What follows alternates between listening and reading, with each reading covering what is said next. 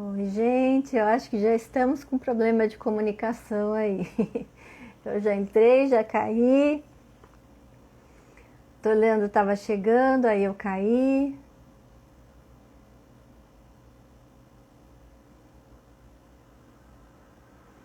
Oi, consultoria na prática, Clebson, tudo bem? Euda, tudo bem? Oi, Rony, deu tempo? Que bom. Nath, bem-vinda. Eu caí, gente, entrei e caí. Eu espero que a gente consiga estabilidade aí da transmissão. Porque esse horário ainda, eu vi que tá rolando um monte de live nesse horário também, então tudo isso prejudica, né? Bem-vindo, gente, é muito feliz por vocês estarem aqui para falar de um assunto tão interessante que é poder de polícia. Entender qual que é o poder da vigilância sanitária. Boa noite, Ada, tudo bem?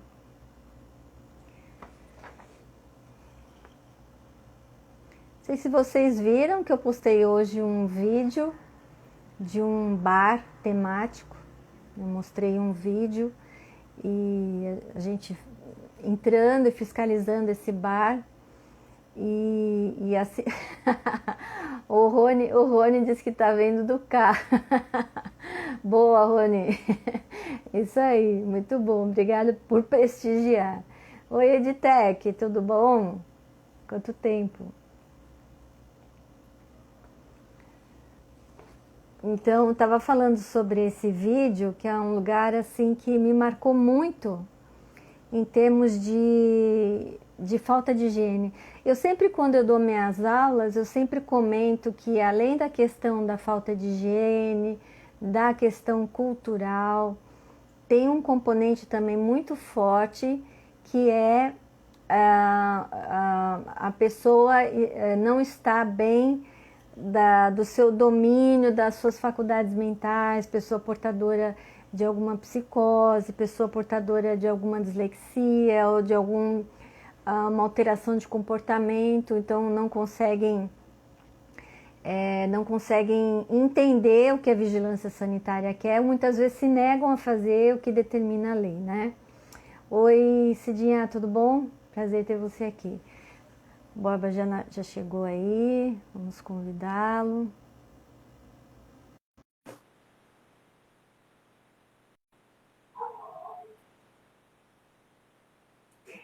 Aqui hoje acho que a internet está terrível. Ah, é!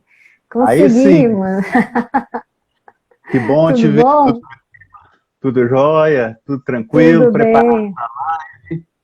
Eu tô. e, e numa expectativa muito grande, né? Primeiramente, é um prazer estar com você nessa live e é uma honra, uma grande satisfação participar com você e com os demais ouvintes, tanto os meus quanto os seus, e Verdade.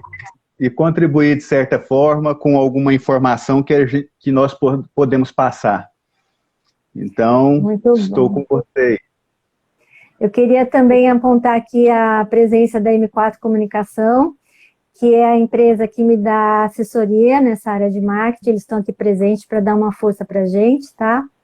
Ah, que ótimo. E eu queria dizer para as pessoas que eu conheci o Leandro foi num curso que a gente estava fazendo para aprender a enfrentar o mundo da mídia social, né? Aí o curso acabou, mas a gente continuou se relacionando no grupo, né, que foi criado nesse curso, e aí nasceu essa parceria aí, porque eu vi que o Leandro é uma pessoa bastante estudiosa, bastante interessada, e eu tinha certeza que ele ia topar o convite. Então, a live de hoje tem a proposta de falar sobre o poder de polícia, né, na verdade, o poder de polícia administrativo, e também de falar sobre a responsabilidade do Estado na garantia da qualidade e da segurança dos alimentos que são oferecidos para consumo, né, para a população. Então, Leandro, eu queria que você se apresentasse, dizer de onde você é, que o pessoal logo vai perceber o seu sotaque, vai ver que você não é daqui de São Paulo nem do Rio. Falasse um pouquinho da sua carreira. por favor. Falo sim, falo rapidamente aqui. Olha só, meu nome é Leandro Borba Ferreira Nascente, eu sou advogado militante na área civil e criminal há mais de 15 anos. Eu fui aprovado em 8 concursos públicos, desses 8 eu tomei posse em 2, e após efetivo trabalho e exercendo os cargos, eu pedi exoneração para me dedicar exclusivamente à advocacia, uma profissão que tanto me honra, uma profissão que me dá uma profissão que me orgulha muito, principalmente por estar ajudando, colaborando com a sociedade como um todo, com relação à procura dos seus direitos, e uma profissão que não para nunca. O advogado sempre está em atividade e trabalha 24 horas. Essa é a verdade. Sempre estudando, então, né? Sempre estudando. Não podemos parar porque a legislação ela muda a cada dia. Se você for pegar aí de dezembro para cá, já tem várias modificações legislativas. Então, realmente não dá para parar e temos que continuar nessa luta incessante em busca e em prol dos direitos dos nossos clientes. Muito bom. Então é isso. Então, é isso aí. Então vamos começar? Vamos lá. Leandro, o que é poder de polícia? Olha só, Andréia, eu elaborei um conceito bem simplório, extraído da doutrina. Então eu peguei vários fragmentos da doutrina e construí o meu conceito. Mas o conceito mais claro, um conceito mais objetivo e mais técnico está previsto no CTN, no artigo 78 do Código Tributário Nacional. Eu vou passar o meu conceito. Para mim, dentro dos meus estudos, poder de polícia administrativa é um instrumento concedido pelo Estado em favor da administração, e que, por meio de seus agentes, tem o intuito de trazer à sociedade o melhor para ela, né? Para a sociedade. É um poder que tem alguns atributos, algumas características, como a discricionariedade, temos também a coercitibilidade. Então, tem várias características, várias atribuições, das quais a administração pública pode fazer uso. Então, isso é o poder de polícia, sempre no interesse da segurança pública, do interesse público, da saúde pública, e olha só aí, a vigilância sanitária, né, da saúde pública e da ordem pública também. Então, esse é o conceito de poder de polícia administrativa, compilado aí por mim, extraído de várias obras, de vários autores, doutrinadores de renome do país. Mas o melhor conceito, eu já aviso logo, está no artigo 78 do CTN, Código Tributário Nacional. Lá está o conceito completo. Ela, embora tenha sido lacunosa em alguns pontos, ela soube bem expressar o que é o poder de polícia. Então, eu convido a todos os ouvintes que procurem no artigo 78 do CTN o conceito.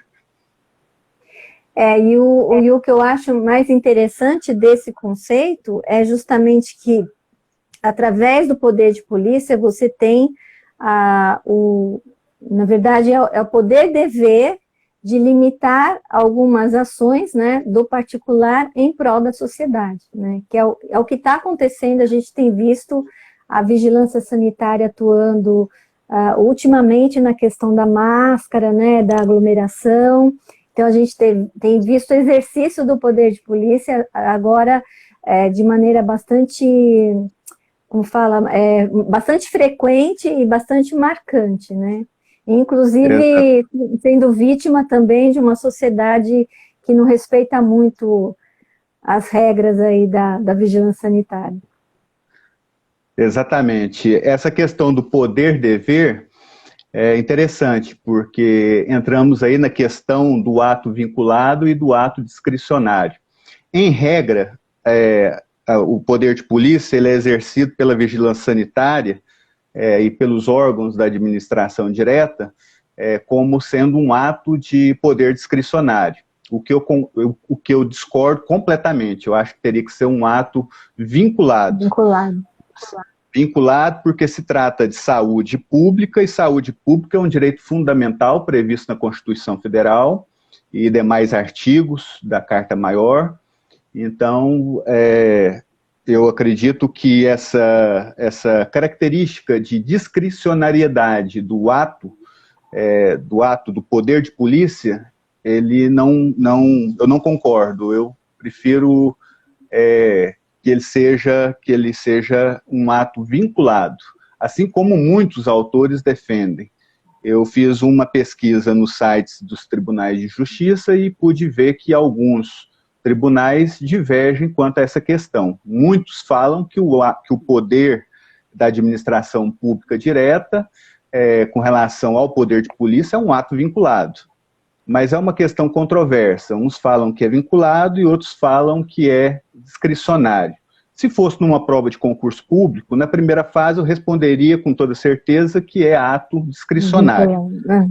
E se fôssemos para uma fase subjetiva do concurso, eu colocaria a questão e a controvérsia existente. Mas o fato, André, é o seguinte, que a administração direta, o ato é vinculado.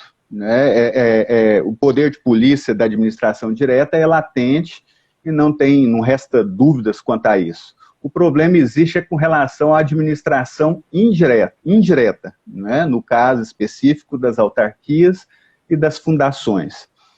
Nesse caso, em regra, a administração pública indireta não tem o poder de polícia, não tem esse poder. Mas, excepcionalmente, ela pode vir a ter, desde que a lei que criou essa entidade na administração indireta, seja fundação ou autarquia, desde que essa lei preveja expressamente que ela pode fazer uso do poder de polícia. Então, fica aí. Em termos mais didáticos, repetindo rapidamente, a administração direta, ela tem o poder de polícia. A administração indireta, aí depende. Em regra, ela não tem, mas excepcionalmente, ela pode vir a ter. Tá.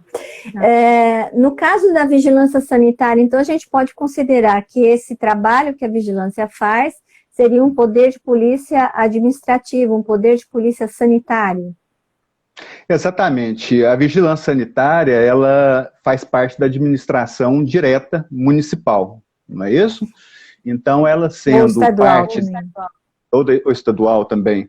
Mas ela sendo parte da administração direta, ela tem o poder de polícia, evidentemente, sem sombra de dúvidas. Não tem nenhuma celeuma jurídica envolvendo essa questão. É pacífico. Todo órgão da administração direta tem poder de polícia. E esse poder de polícia, ele é exercido, isso que o pessoal tem que entender, em colaboração com outros entes, com outras instituições.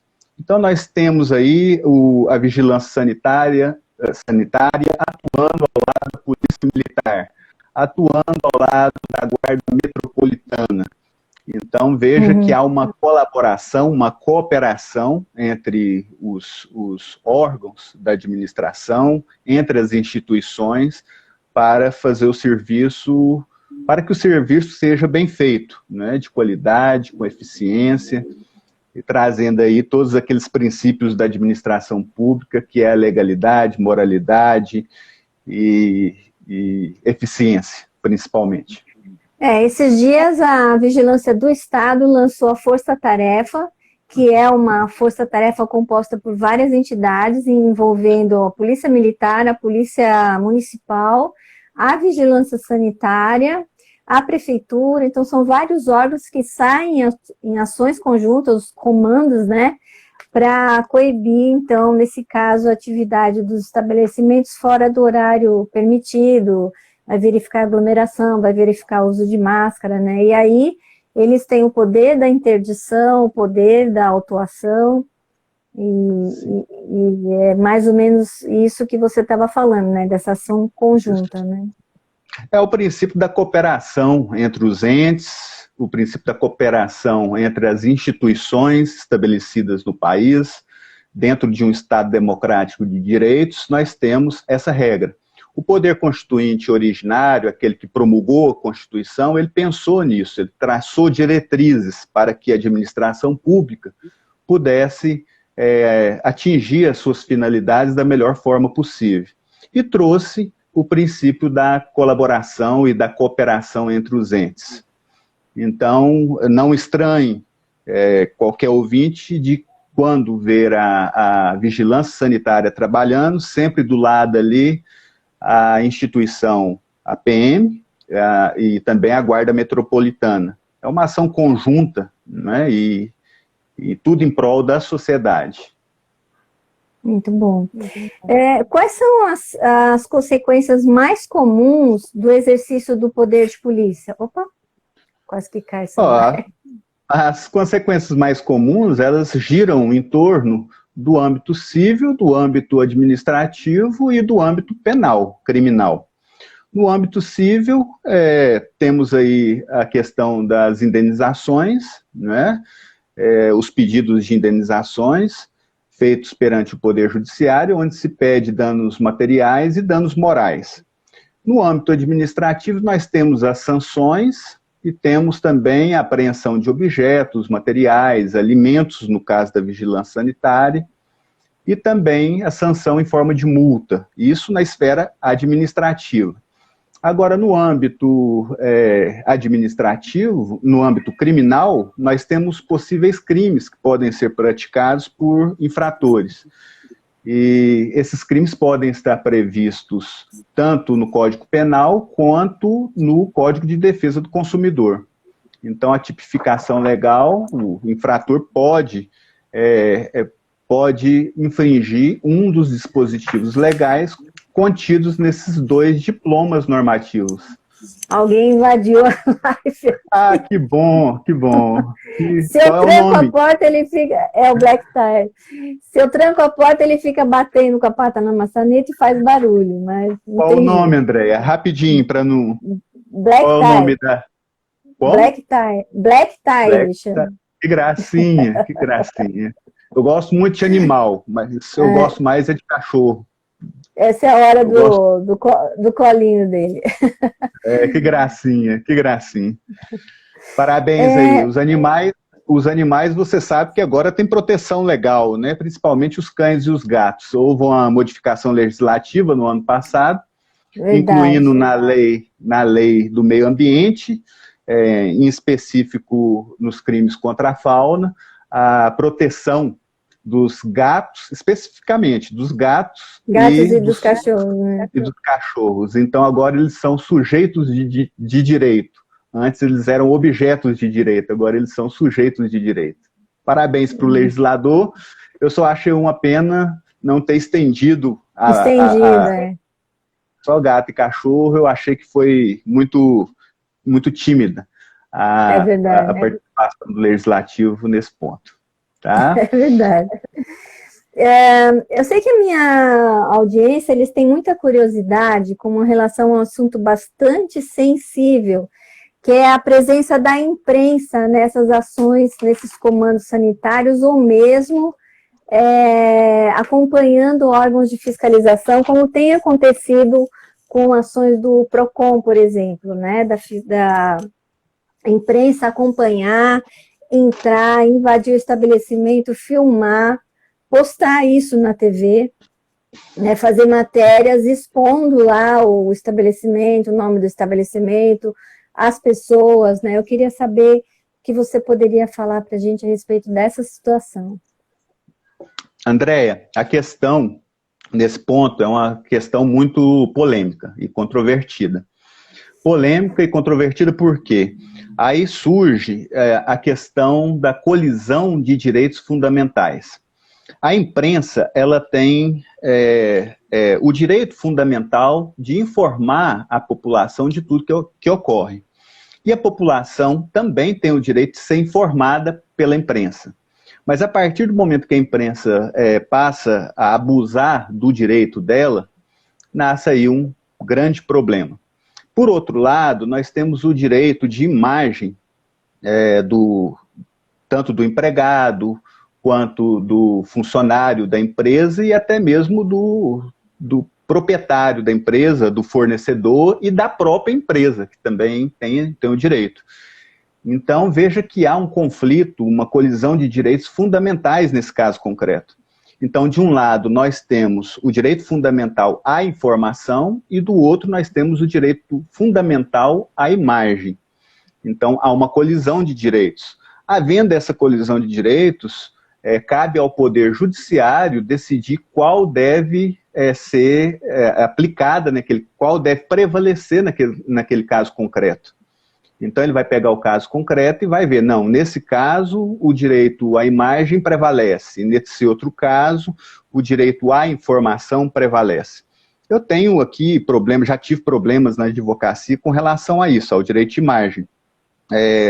Rapidamente, só citando para você, porque serve como parâmetro de observação, eu tive uma cliente que foi presa em flagrante e o delegado e os agentes de polícia, na presença do delegado, tirou várias fotos dessa minha cliente e expôs a imagem dela no próprio site da Polícia Civil do Estado de Goiás.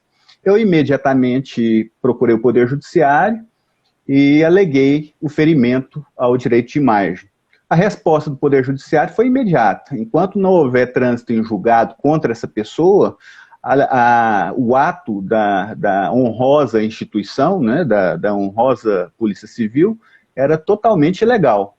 Então, o juiz determinou que se retirasse em 24 horas sob pena de desobediência à ordem judicial e demais punições no âmbito administrativo e criminal.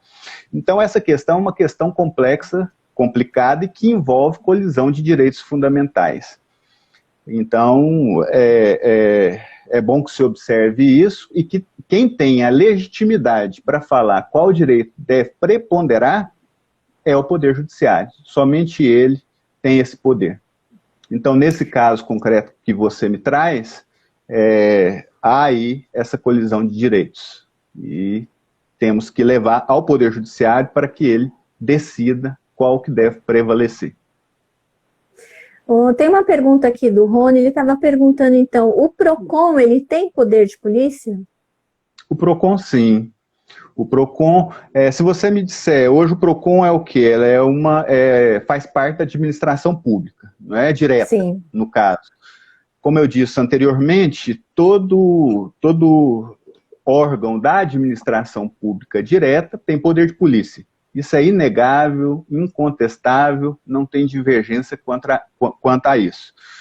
Então, sendo ele parte, né, integrante da administração direta, com certeza o PROCON tem poder de polícia. Tá. É só uma observação para quem está ouvindo, né, que isso aconteceu comigo várias vezes.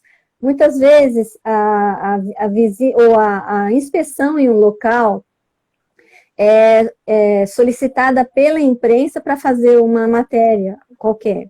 Então, muitas vezes, eles solicitam a vigilância para designar um lugar para fazer uma matéria a respeito de determinado assunto.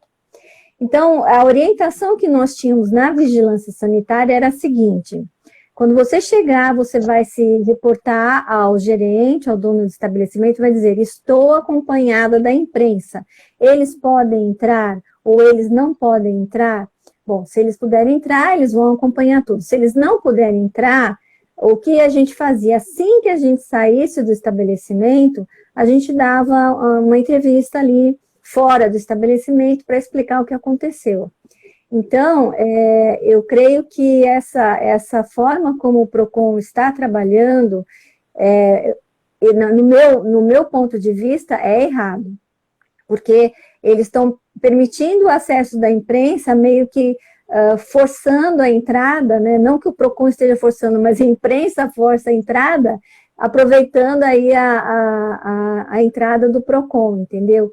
Então, isso tem causado bastante problema e muitas vezes essa imagem já vai no mesmo dia, mais tarde, para a mídia, né? E isso vai ter que ser discutido depois no judiciário.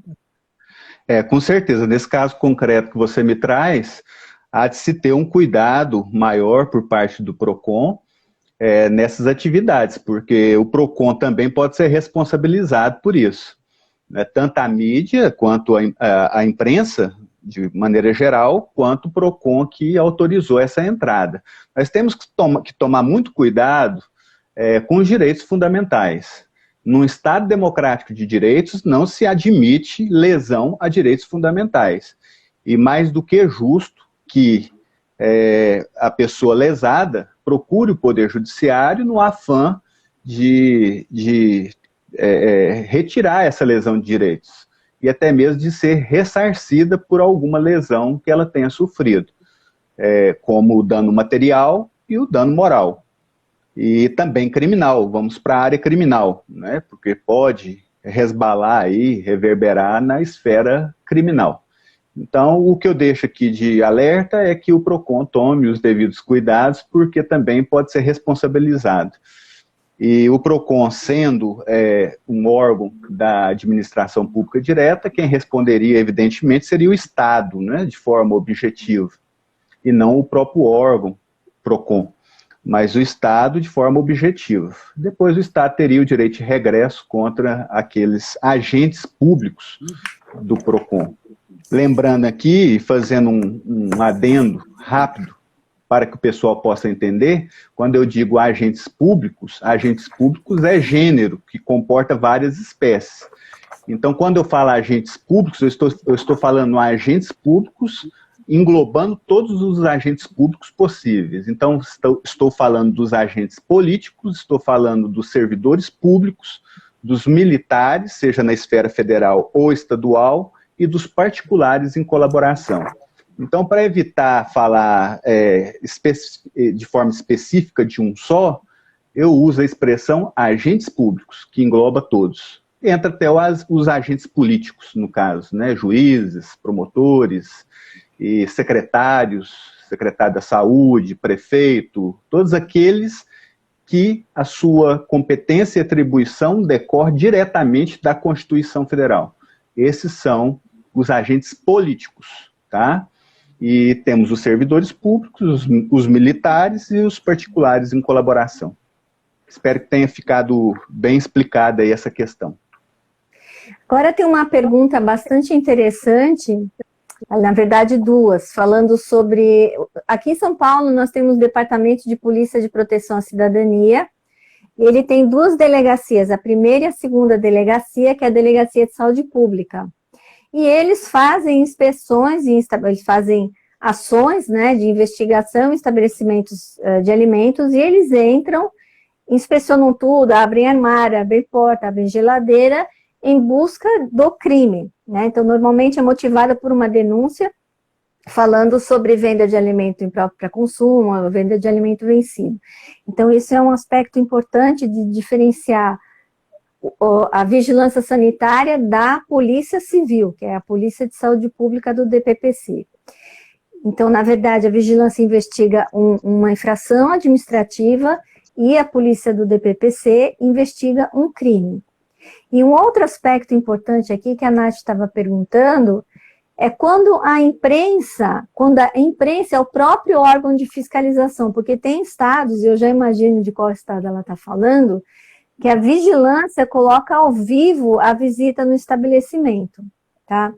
Eu vou falar daqui de São Paulo, né? Então, como eu falei para vocês, a nossa obrigação é sempre avisar que está acompanhado da imprensa, se a pessoa autoriza, entra, se não, não entra, correto?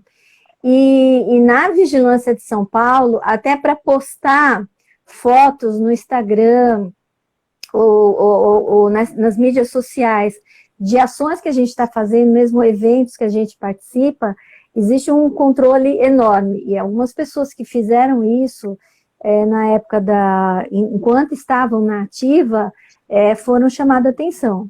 Tá? Então, hoje eu posto coisas que eu fiz enquanto eu estava na ativa, mas enquanto eu estava na ativa, eu fiquei 32 anos, vocês podem buscar na minha rede social, não tem absolutamente nada, porque justamente havia essa proibição por parte da nossa coordenação. Agora, eu sei de estados que estão fazendo isso, e eu creio que isso pode trazer problemas para a administração. Traz, com certeza traz. É bom lembrar que a Polícia Civil atua de forma repressiva, né? Via de regra, de forma repressiva. Nesse caso que você relatou aí, trata-se de uma notícia-crime anônima, e ela sempre procura indícios de autoria e materialidade. Com certeza ela está em busca de algum crime, de alguma infração prevista no Código de Defesa do Consumidor. E é papel dela também fazer isso, né? Então, quando ela tem uma notícia-crime anônima, né, lógico que tem que ser observado com ressalvo, com o devido cuidado, para não haver o excesso por parte da Polícia Civil, ela tem essa atribuição de agir nesses casos, mas com muito cuidado para não lesar direitos, para não expor as pessoas. E com certeza ela está nesse caso concreto procurando aí indícios de autoria e materialidade, né, o que configura o crime. Então, em busca de infratores penais, né, de infratores, seja do Código de Defesa do Consumidor, que infringem normas do direito do consumidor, previsto no CDC, ou até mesmo do Código Penal brasileiro. Respondi sua pergunta? Eles usam também a Lei de Crime contra as Relações de Consumo, a 8.139. Eles usam essa lei normalmente para fazer as ações aqui em São Paulo. Pelo menos foi o que eles passaram na época, eu conversei com eles, era isso. E aqui muitas pessoas concordando com essa questão da vigilância sanitária, filmar e colocar nas mídias sociais as ações ao mesmo tempo, né? Então, está fazendo a fiscalização, está publicando. E eu já vi esse estado que vocês estão falando, já vi várias vezes, e algumas cidades pequenas, cuja vigilância sanitária tem um quadro, tem um canal no Instagram. E eles têm colocado essas ações no Instagram. Eu acho bastante arriscado. Eu também acho arriscado. Agora eu acho o seguinte também, Andréia, filmar a diligência, no meu entendimento, eu acho que é válido filmar. O que se tem que prestar atenção é se não está violando o direito de imagem, tanto dos funcionários quanto da própria empresa. Né? Porque a empresa ela pode ser fechada pela sociedade, pelo crivo da sociedade, depois de uma reportagem. Não sei se você se lembra de um caso concreto que teve em São Paulo, de uma escola que foi fechada depois que a imprensa jogou as imagens dos proprietários sob acusações graves, né, de certa escola. Aquela escola nunca mais se ergueu, ela acabou e no final do processo foram todos absolvidos. Então, às vezes, a imprensa faz um papel precipitado, com todo respeito à imprensa que eu tenho, num Estado democrático de direitos nós não vivemos sem imprensa, mas ela tem que tomar certos cuidados para não ferir direitos fundamentais. Nesse caso concreto que eu estou te falando, dessa escola, você deve saber que caso é esse, é um caso bem conhecido. Os proprietários daquela escola nunca mais foram os mesmos. Então, eles foram julgados pela imprensa e pela sociedade sem ter a comprovação do crime. Então, tem um pouco de prudência, espera o processo judicial, né, o direito de defesa, do contraditório, para depois jogar a imagem, para jogar na mídia depois a informação correta, porque a gente não pode ser precipitado e imputar um crime a determinada pessoa, uma infração administrativa a determinado estabelecimento ou pessoas, né? Então tem que tomar muito cuidado com isso. Todos nós devemos ter a responsabilidade de cuidar dos direitos fundamentais. Todos nós. Então, tanto a administração pública quanto o cidadão comum. Então, nós temos violações de direito fundamental, nós chamamos aí de eficácia vertical dos direitos fundamentais, que é o direito fundamental sendo respeitado pelo Estado com relação ao cidadão. e na linha vertical do cidadão para com o cidadão. Veja que são duas linhas, a vertical de cima para baixo e a horizontal. Todos nós temos o dever de respeitar a Constituição Federal, o dever de respeitar os direitos fundamentais. Só sabe o que é direito fundamental, só sabe o que é uma Constituição quem não sabe, não viveu épocas em que ela foi violentada, né, violada, no caso. Então, vamos respeitar a Constituição Federal, principalmente os direitos fundamentais. Então, a vigilância sanitária, o PROCON, todos os órgãos públicos têm, sim, o seu papel relevante nesse Estado, mas eles não são imunes à responsabilidade civil, penal, a responsabilidade civil e administrativa. Então, vamos tomar cuidado com isso. Aqui a Nath perguntando, esse poder de polícia garante o fiscal conduzir para a delegacia ou isso apenas pode ser feito pela própria polícia? Eu posso responder alguma coisa? A vigilância sanitária nunca conduz ninguém para a polícia, isso não acontece. O que a gente faz já aconteceu comigo várias vezes, se eu me sentir ameaçada ou se a pessoa está cometendo crime contra a saúde pública, eu, enquanto fiscal, eu posso ir à delegacia e eu mesmo levar a notícia crime sobre daquela empresa ou daquela pessoa, entendeu? Isso eu fiz várias vezes.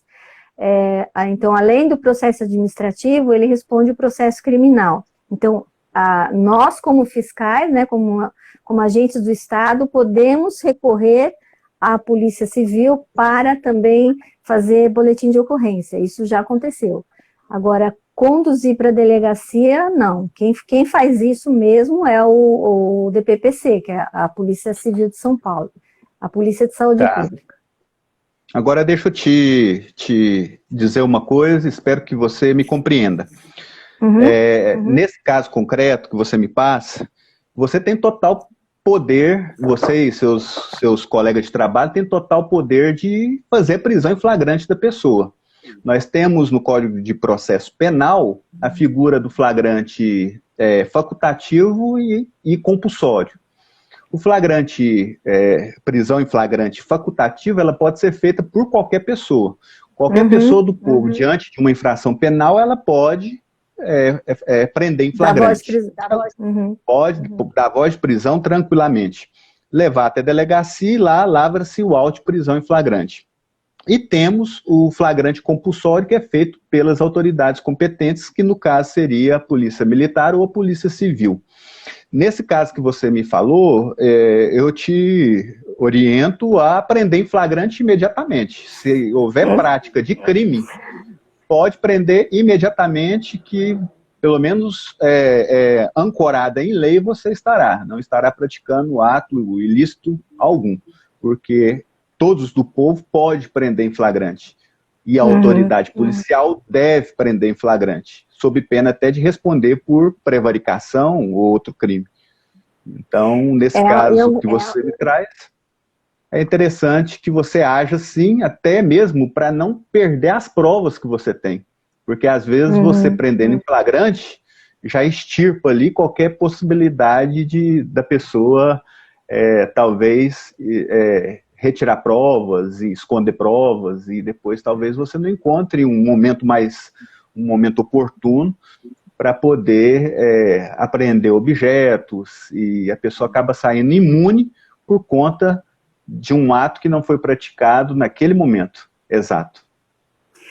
A Nath está falando um negócio interessante, ela falou assim, já vi casos que o fiscal da Visa chama a polícia para conduzir ao distrito policial para responder por falta de higiene ou de validade. Eu não sei exatamente que Visa que foi, se foi São Paulo, assim, eu já fiz isso várias vezes, mas por quê?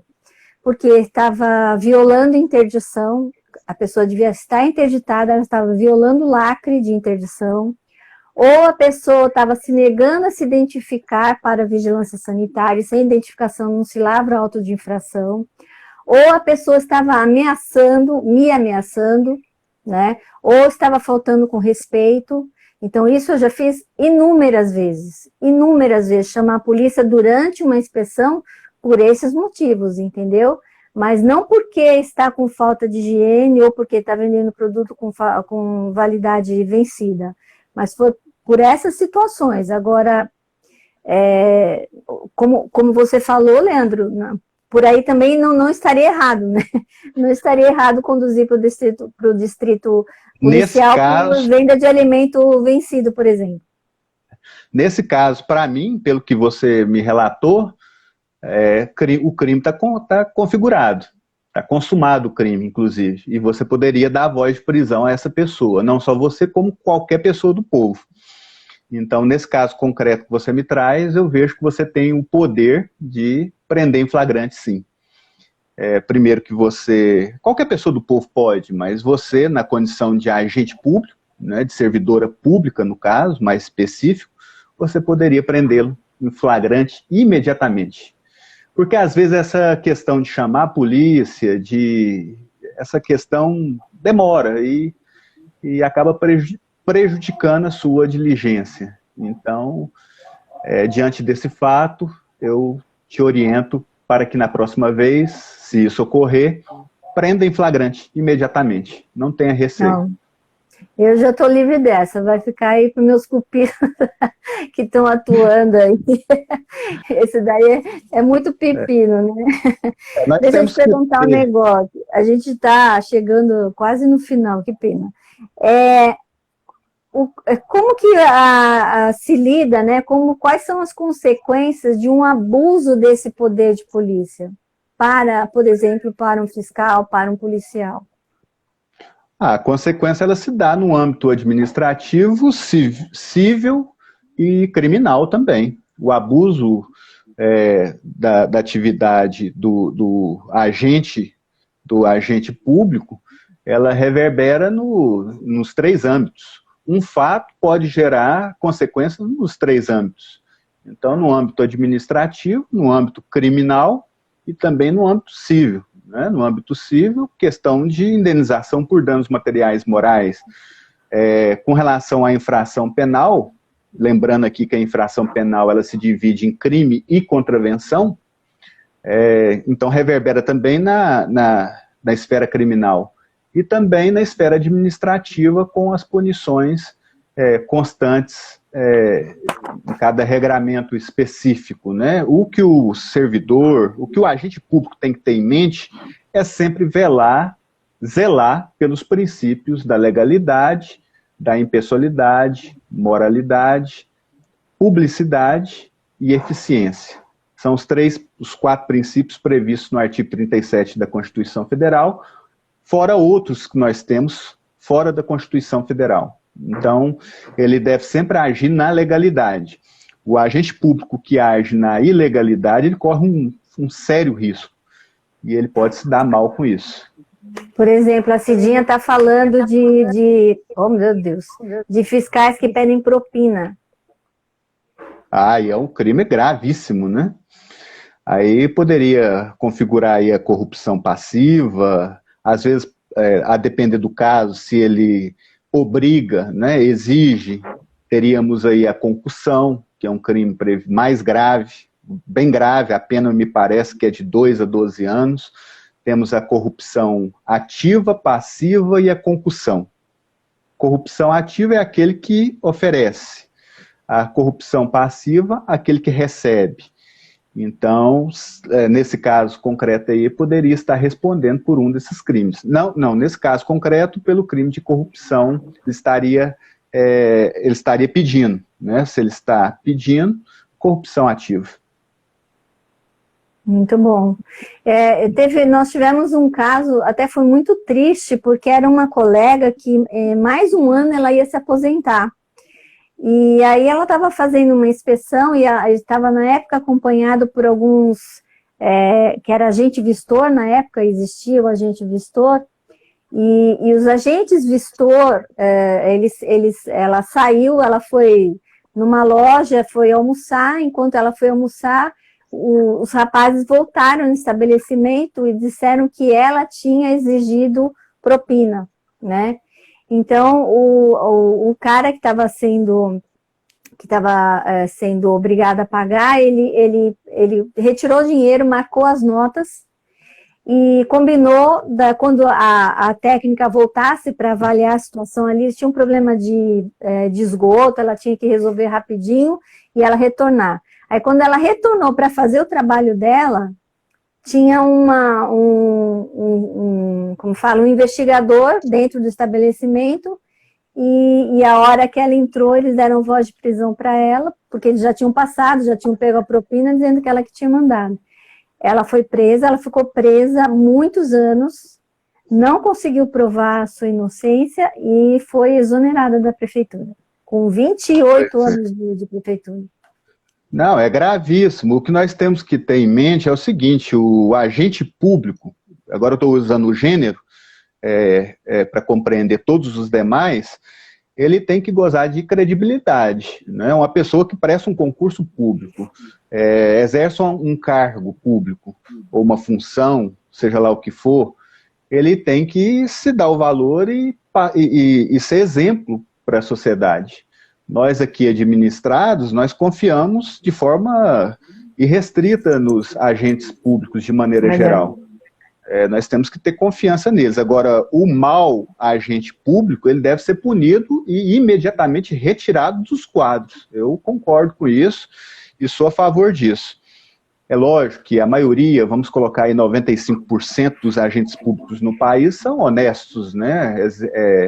Exercem suas atribuições legais, oriundas do cargo, de forma eficiente e que nos dá muito prazer em vê-los trabalhando. Mas é lógico que tem os maus funcionários. Esses, verdade. Eu torço e creio, eu torço para que eles realmente sejam punidos severamente pela justiça em razão disso. Nós queremos um quadro de servidores, um quadro de agentes públicos que nos dê a certeza de que o serviço público está sendo bem prestado, né? E vamos sempre focar no LIMP, né? No artigo 37 da Constituição Federal, que são os princípios da administração pública. Administração pública. Agora, o mau funcionário, eu defendo que tem que cair fora. Mau funcionário, não é funcionário, o mau agente público, né? Ele tem que ser exonerado mesmo, tem que ser demitido. Pensa assim.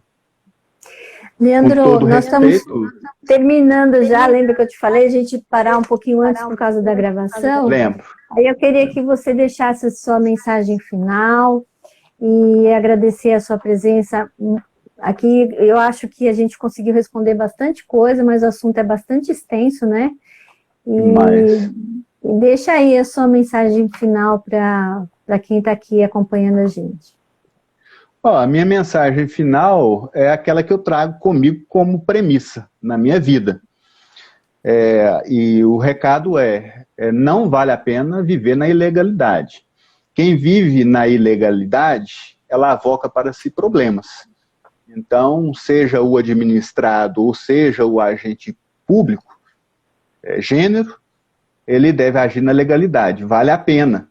Às vezes a ilegalidade, ela traz um certo conforto, uma certa rapidez, né, praticidade, mas o problema que essa pessoa vai ter para ela se for descoberta é muito grande e vai trazer transtornos imensuráveis para essa pessoa. Então, o recado que eu deixo é que sempre pautem pela legalidade, nunca saia dela, viva dentro dos contornos trazidos pela lei, que você vai dormir tranquilo e não vai ter problema com a justiça, não vai ter nada que te tire a paz. É esse o recado que eu deixo. Tá bom? E com relação às perguntas que eu não respondi, às vezes remanesceu alguma dúvida aí que não foi respondida, eu deixo aqui o meu e-mail. O meu e-mail é leandroborba30@hotmail.com e o meu Facebook é Leandro Borba Ferreira Nascente. Eu deixo à disposição esses dois canais mandem as dúvidas e eu faço questão, será uma honra responder a todas as indagações que por acaso não foram respondidas nesse evento. Tudo bem, Andréia? Tá, muito obrigada, viu, pela sua presença. E vamos combinar outras lives para falar de outros assuntos aí, onde a saúde se encontra por direito. Sim, estou à disposição e pode contar comigo aí sempre que precisar. Eu sei que hoje eu fugi um pouquinho do tema, mas na próxima... Né? Nós fugimos. Na próxima serei mais objetivo, serei mais centrado, tá bom? Muito bom. Obrigada, Leandro. Boa noite, tudo de bom, viu, gente? Obrigada pela presença de todos. Obrigado a todos os presentes. Muito obrigada aqui a RM Soluções, que elogiou meu trabalho enquanto fiscal. É muito gratificante a gente ler isso daí. Tá bom? Andréia, rapidinho, rapidinho. Dia 14, dia 15, mais ou menos, eu estarei em São Paulo. Vou fazer contato contigo, quem sabe a gente possa ter um encontro pessoal aí. Ah, tá que bom? Legal, muito bom. Vamos combinar, tá bom? Um abraço. Um abraço. Tchau, tchau.